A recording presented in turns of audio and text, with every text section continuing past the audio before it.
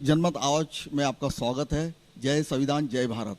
आज हम ऐसे मुद्दों पर हम चर्चा करते रहते हैं जो मुद्दे आपके अपने हमारे जो संविधान के हित में, देश के हित में, ऐसे मुद्दों पर हम चर्चा करते हैं। बड़े पैमाने पर देश में निजीकरण हो रहा है और निजीकरण के माध्यम से बहुसंख्यक लोगों पर प्रभाव पड़ना है और वो पड़ते नजर आ रहा है और आज दिखाई भी दे रहा है, क्योंकि निजीकरण के माध्यम से अगर आज बेरोजगारी की फौज खड़ी हो गई है। कहा करते थे कि मैं देश नहीं बिकने दूंगा और 2 करोड़ लोगों को प्रतिवर्ष रोजगार दूंगा, लेकिन करोड़ों लोग आज बेरोजगार हो गए। हमारे साथ में नूरुद्दीन काजी है, युवा कांग्रेस के लीडर है। सर, मैं आपसे जानना चाहूँगा इस निजीकरण के मुद्दे पर क्या कहना चाहते हैं?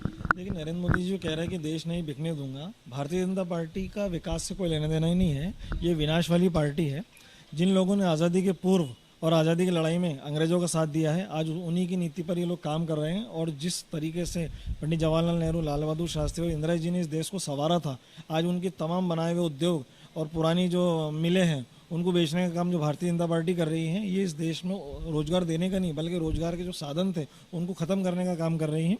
इनका विकास से कोई लेना देना नहीं। आप बताइए, पिछले 7 साल में नरेंद्र मोदी जी ने ऐसा कौन सा उद्योग स्थापित किए हैं जिसके माध्यम से रोजगार उपलब्ध हुआ है? आज 7 साल के कार्यकाल में जो उन्होंने वादा किया था प्रतिवर्ष 2 करोड़ रोजगार देंगे, वो 2 करोड़ रोजगार तो नहीं दे पाए, बल्कि उसके बाद 30 करोड़ युवा बेरोजगार हो गए हैं। और आगे चल के अब ऐसी कोई संभावना नहीं है कि इस देश में रोजगार की कोई उम्मीद दिख रही है। तो इनके जो वादे थे कि मैं देश को आत्मनिर्भर बनाऊंगा, इन्होंने आज देश को सड़कों पर ला के खड़ा कर दिया। नौजवान घूम रहा है अपने नौकरी को बचाने के लिए जिनके पास है, और जिनके पास रोजगार नहीं है, बीजेपी के पास कोई पॉलिसी नहीं है कि कोई नया रोजगार का माध्यम इन्होंने खड़ा किया। सर, ये बताइए, जब निजीकरण के माध्यम से जब पूरा निजीकरण किया जा रहा है, वो पूरे रोजगार खत्म हो रहे, जब निजी हाथों में जा रहा है, तो जनता सरकार चुने क्यों? क्या कारण है? देखिए, भारतीय जनता पार्टी जिस हिसाब से अंग्रेज़ों की पॉलिसी पे काम कर रही है, जिस तरह से देश में आज़ादी से पहले ईस्ट इंडिया कंपनी का राज था और बाकी सब उसके अंडर में थे, उसी तरह बीजेपी ये चाहती है कि देश के सारे उद्योग बंद हो जाए और चंद उद्योगी घरानों के हाथ में सारी चीज़ें चले जाएं और सारा निजीकरण होके लोग उनके अधीन में काम करें, देश में अपना कोई संसाधन ना हो। सब निजीकरण ये करना चाहते हैं।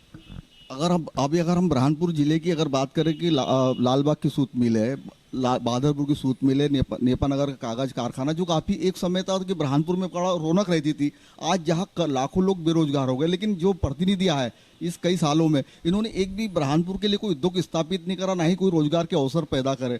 फिर भी बेरोजगारी का मुद्दा चुनाव में नहीं हो पाता, कोई बेरोजगारों पर चर्चा नहीं कर पाते। आखिर ऐसी वजह क्या है? देखिए, भाजपा हर चुनाव में झूठ बोलती है कि हम रोजगार देंगे।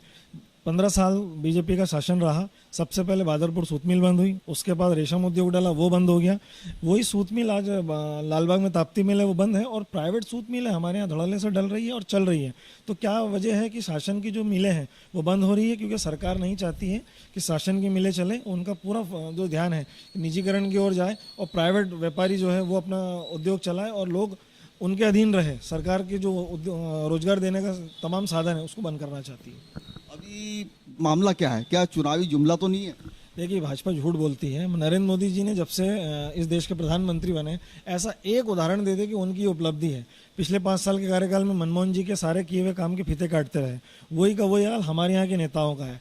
जो आज बात हो रही है नेपा के हॉस्पिटल की, नेपा का हॉस्पिटल का काम अधूरा था, उसे पुनः चालू किया गया है। कोई नया हॉस्पिटल सैंक्शन नहीं हुआ है। और वो जो हॉस्पिटल सैंक्शन हुआ था वो कांग्रेस के कार्यकाल में सैंक्शन हुआ था। स्वयं हमारे जिले के कलेक्टर ने उसके लिए जनसंपर्क से एक आदेश जारी किया है कि कलेक्टर साहब के प्रयासों से नेपा के हॉस्पिटल का काम पुनः चालू हो रहा है। तो ये कोई नई उपलब्धि नहीं है और ना ही हमारे सांसद या हमारे यहाँ की कोई और नेता ने उसको पास कराया है। जिस तरह से बीजेपी के भाजपा के जिलाध्यक्ष गए थे कि हमने पास किया है, ये कोरी अफवाह और झूठा आश्वासन है। नेपा चुनाव को देखते हुए जो हॉस्पिटल का काम अधूरा रुका हुआ था वो पुनः स्टार्ट हो रहा है।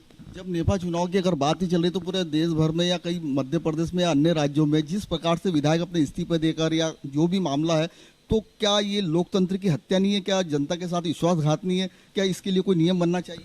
देखिए, भाजपा का जो दिन ब दिन ग्राफ गिरता जा रहा है, उन्होंने देख लिया कि जनता ने अब हमको नकारना शुरू कर दिया है। इसका उदाहरण था मध्य प्रदेश, छत्तीसगढ़ और राजस्थान में कांग्रेस की सरकार बनना।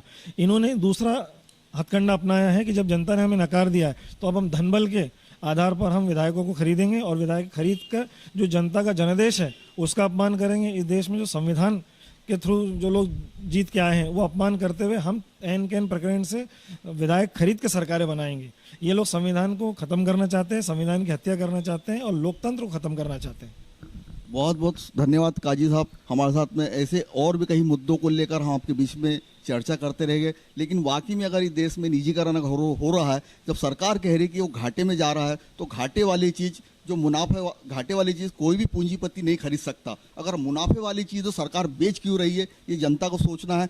क्योंकि देश के अंदर निजीकरण के मुद्दे को लेकर बेरोजगारों की फौज खड़ी हो गई, जिसमें समाज के अंदर सामाजिक व्यवस्था खड़ी हो गई। क्योंकि घर में हमारी बहन बेटियां पड़ी है जिनकी शादियां नहीं हो पा रही है, और कोई भी आदमी बेरोजगार को अपनी लड़की नहीं देना चाहता, और बेरोजगार भी शादी नहीं करना चाहता। ये कैसे कई मुद्दों को लेकर फिर आपके बीच में हम आएंगे। हमारे चैनल को सब्सक्राइब करिए। जय संविधान, जय भारत।